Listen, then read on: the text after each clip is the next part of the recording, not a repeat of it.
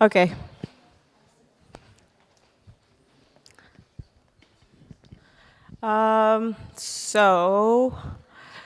There's an increased number of empty blocks being mined in the network. And so we were trying to identify what was the reason. If it's not spy mining, that's what's happening. And so one of these mining pools that got accused of actually doing spy mining, they were saying, well, no, we're not doing this. Essentially, this is a protocol flaw because we know once the block, the first block has been sent out, before we actually receive the entire information, we have to start mining the next block.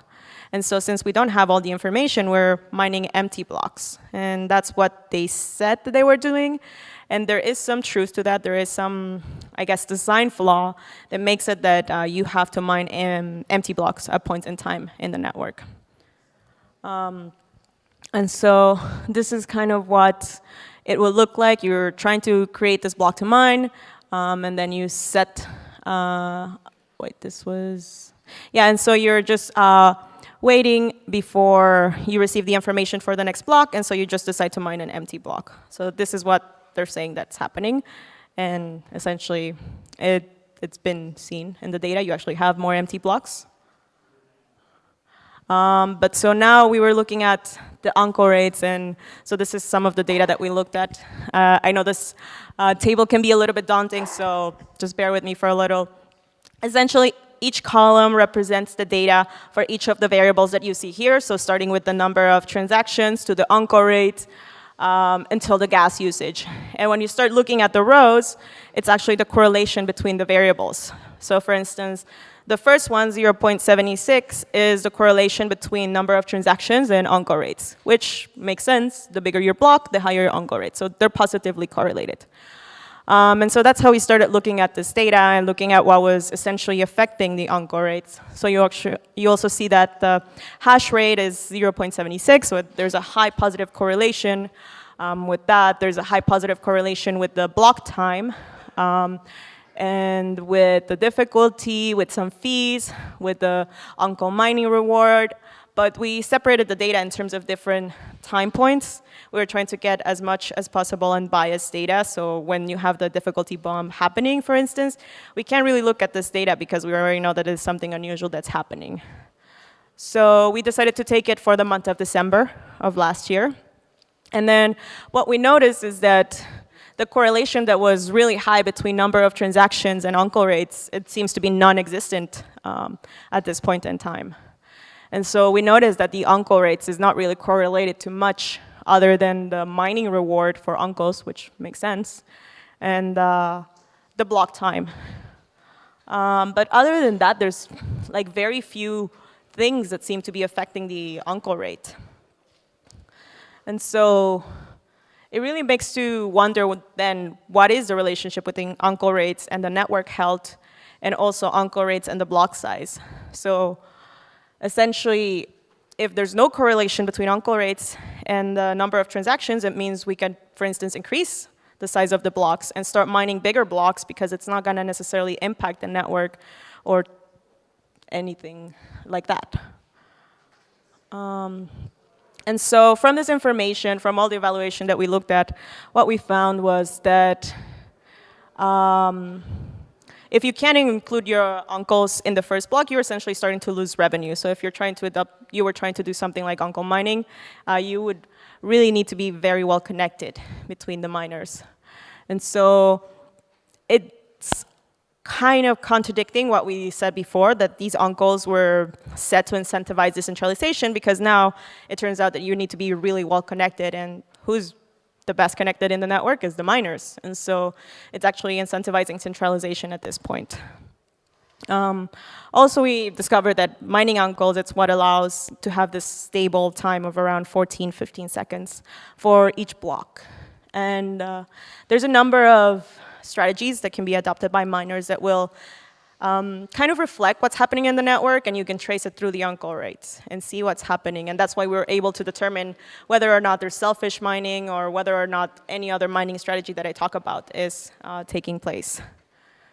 And so I would say that when you're designing the systems, it's very important that you make sure that the incentives of both users and miners are aligned. Because, for instance, another thing that we saw that was happening is that you have not only empty blocks, but blocks that are not that big or not that full, because it also correlates with the price of Ethereum. So at points in times like this, when the price is low, there's an incentive for the miners to not necessarily process transactions, because you're not going to gain much more money from the transaction fee.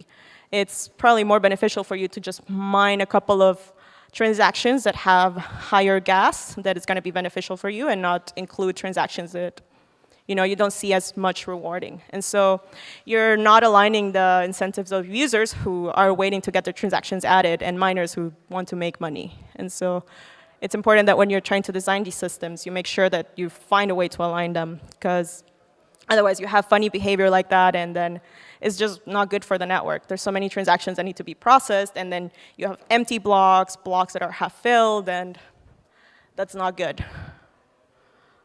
So that's it. Questions?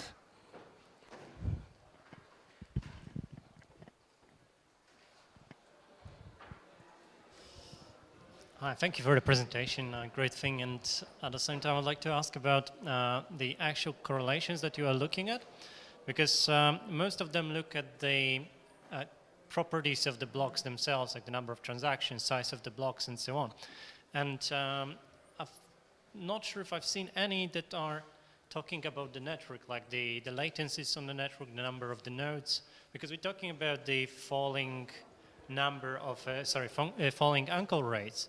And we've also noticed very big fall in the number of nodes and the distinct miners because of the falling rewards. And now when we say that the actual falling uncle rate is good for the network, and it says that the network is getting better, it also can suggest that the decentralization is actually disappearing, because for the uncle rate to grow, we have to have two different miners to mine at the same time. So is that a possibility? Did you look at this as well? So we looked at some of these variables, but the assumption is that yes, miners are better connected, because there's a migration to AWS and systems like this. Also, there's a lot less nodes. The distinct miners, however, are constant. We look at that. It was like 400 distinct miners when Ethereum started, and then it crashed down. I guess everybody realized, let's just have a pool.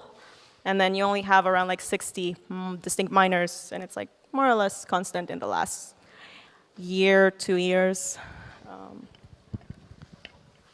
Yes.